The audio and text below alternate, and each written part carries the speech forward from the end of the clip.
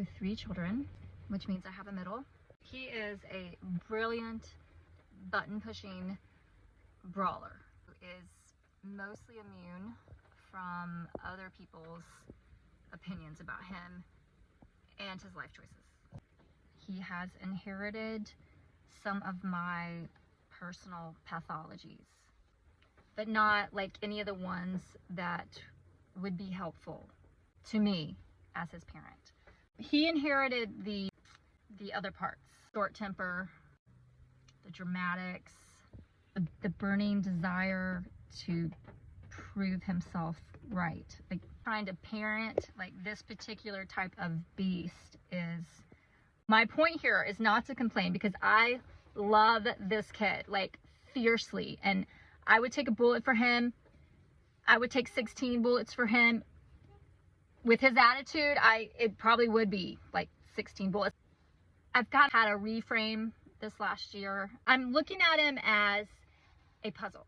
When he's doing something particularly horrifying, I can say, wait a minute, how do I unravel what is going on? How do I like fight the urge to lock him in the basement? I would never do that. That's just, I'm gonna put on headphones and I'm going to run away, and that's not good parenting, guys. Don't do that. There's a couple of different techniques. So the first one is just to agree. He would say to me, "You're a terrible cook." And I'd be like, "I know." And here we are. Cuts off his ability to argue with you because you just agreed with him. Because sometimes, maybe a lot of times, he's kind of hitting on the truth, and that's why it's so annoying. Another technique, and I will admit this is my favorite, maybe. Okay, now you could argue that I'm being childish here, but I don't think so. Okay, I think it's necessary sometimes to just bring some humor into the situation.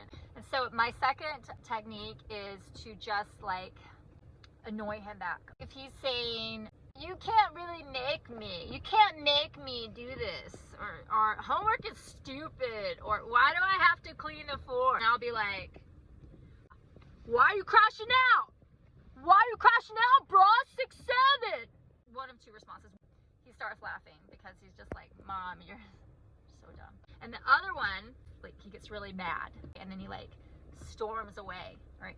Either way, you've won that battle. Now, I know the first 2 are just, they're good for diffusing the situation when your middle is just poking at you. But sometimes the fight's going to be more serious. Like, you need him to do the thing for whatever reason. So this is when, the best thing to do is don't engage, all right? Just say, "This is the thing that needs to be done, and if you don't do it, here's the consequence. You make the decision, kid. It's on you, brother. Bruh.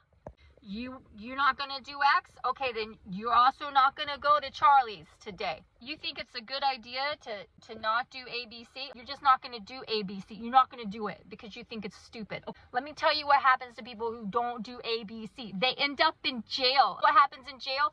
You don't get to pick the TV station. All you get are cold, soggy hot dogs with white milk. There ain't no chocolate milk in jail. So you need to think about this.